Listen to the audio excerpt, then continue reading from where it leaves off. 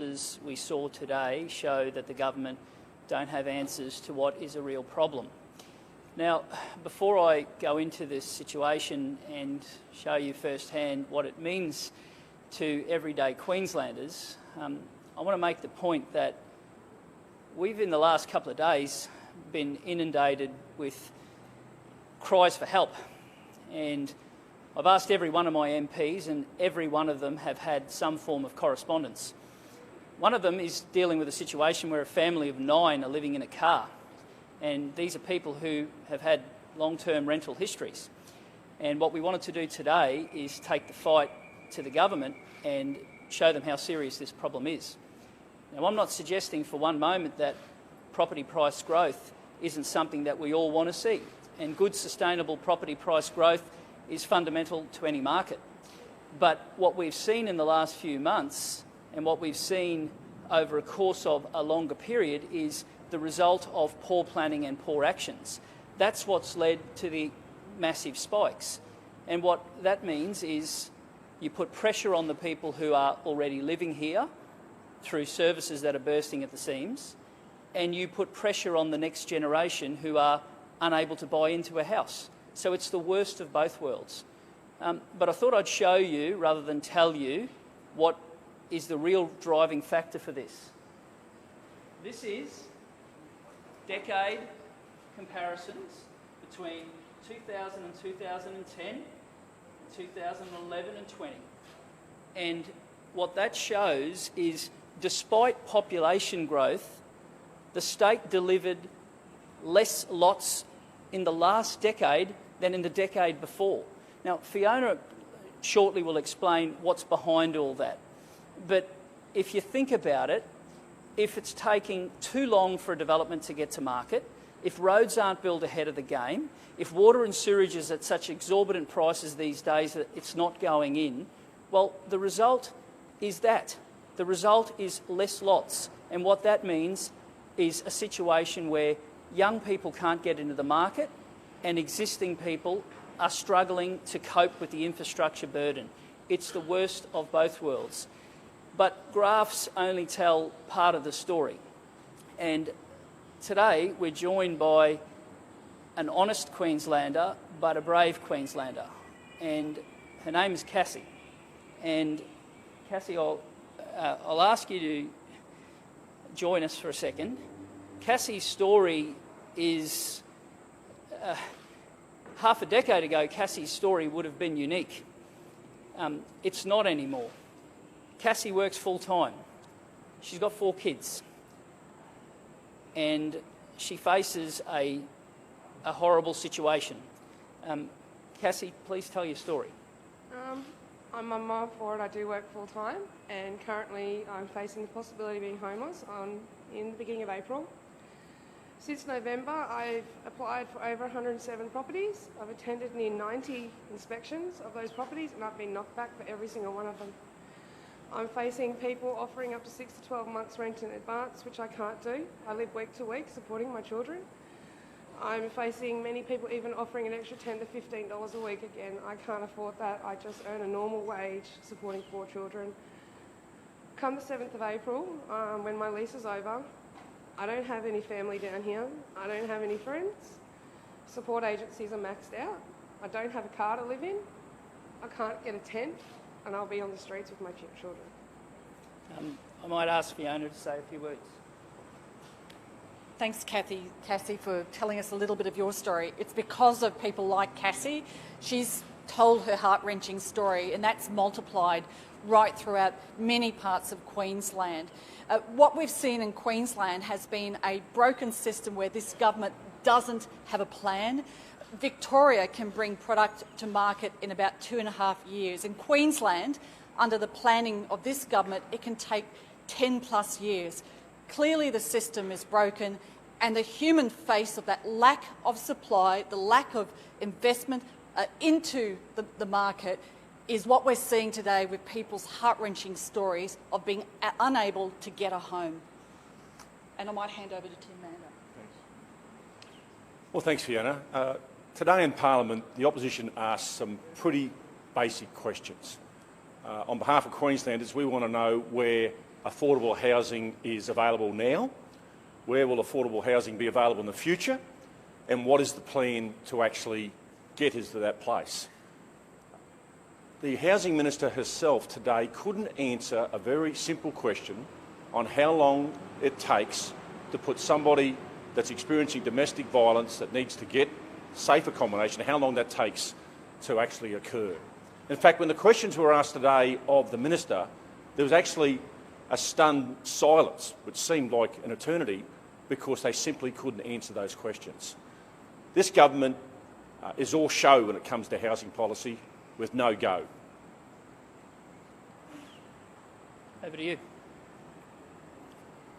You're saying this affects not only rentals in case related to rentals, you're saying it's also sales and rentals. Massively. It's supply and demand. And this is the result of bad planning. And today, on the floor of Parliament, we had the only tangible excuse came midway through question time when they said there's been a surge of people moved to Queensland. Well, of course there has. It's a great place to live. But the undersupply didn't happen in the last few months. The undersupply has been a decade in the making. And it's not because of a lack of desire for the private sector to want to put stock on the ground. They've just been at their wits' end because the planning framework is so broken. The state has not had an infrastructure pipeline. They haven't had a housing affordability plan, and that is the result. And the second part of it has been a lack of bringing community housing to market. The first action was to scrap a plan to deliver social housing and community housing stock in Logan. That was the first decision to act. This is generational compounding problems, and we've warned of it. We want to see interstate migration. We want to see good, steady property price growth. But at the moment, no one's winning.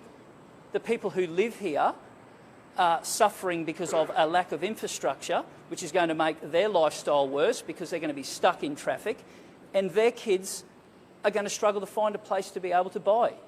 And then you have people who are generational, good quality, hard-working people who have rented, in some cases in the same place for a decade. And they are going to have no future. They are going to be faced with the prospect that Cassie told you about today. And on behalf of Queenslanders, we're sticking up for them because this is serious. There is a housing affordability crisis in this state, and the government has lost control.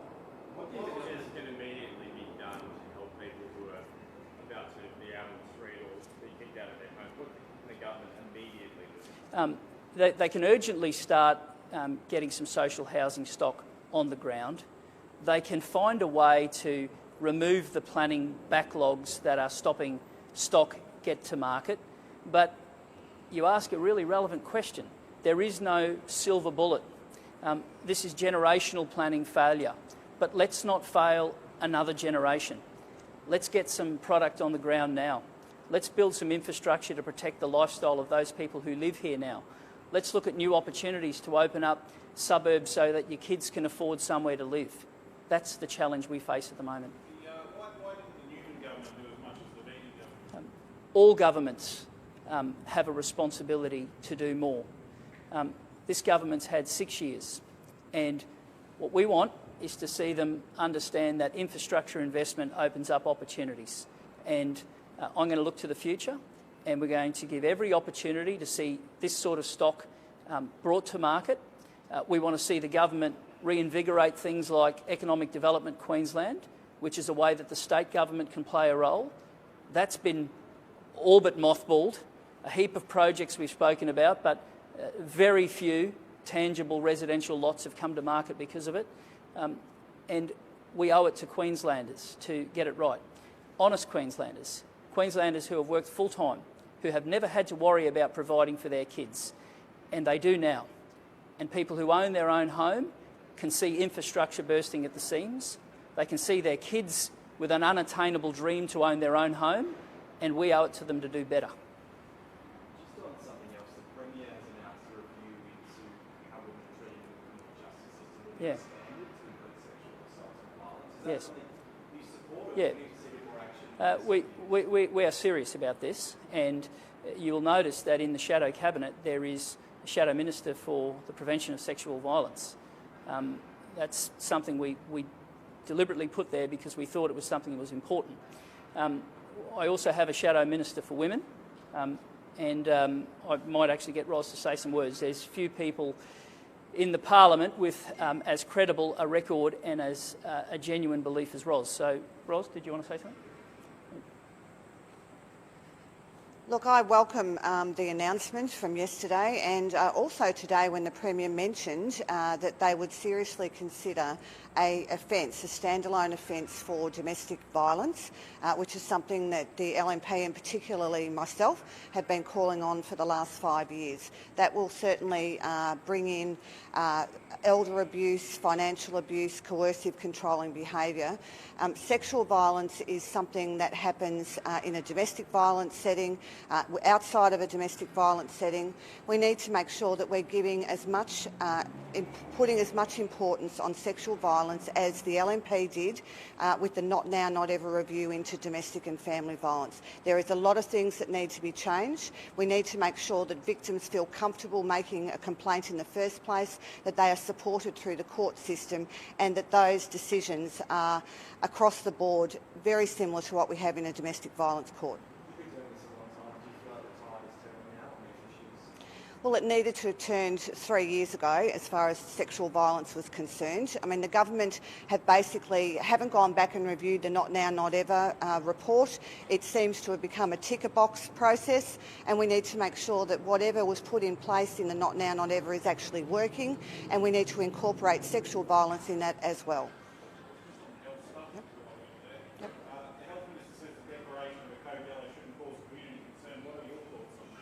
Well, the Health Minister today tried to blame patients for code yellows, and the actual fact is that the Labor government has lost control of Queensland Health Services. They have their heads stuck in the sand, and to blame patients for turning up at hospitals. The reason that you have a code yellow in any hospital is because there is no beds. There is nowhere for a patient to be transferred from the ED department to ICU, to theatre or to a bed.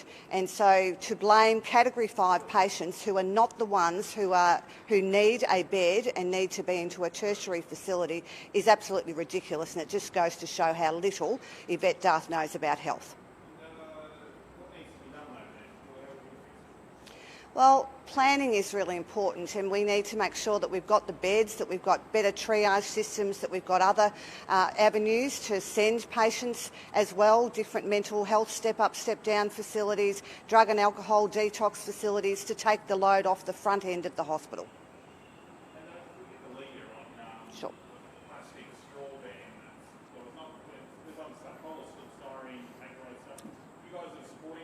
Yeah, indeed we are. And we have to do all we can to be as environmentally conscious as possible, to try to engage the next generation to do so as well. But I have noted there's been a lot of pushback about the quality of some of those straws. We're the entrepreneurial state, we're the environmental state. Surely we can come up with something that doesn't float on the bottom of your drink. That would be a great opportunity for Queenslanders to find a new market and put a smile on people's faces at the same time. At times. Yeah, from time to time. What do you like, bamboo, steel? Is that where we should be innovating? Let's see what Queenslanders come up with. Thank you. Everybody.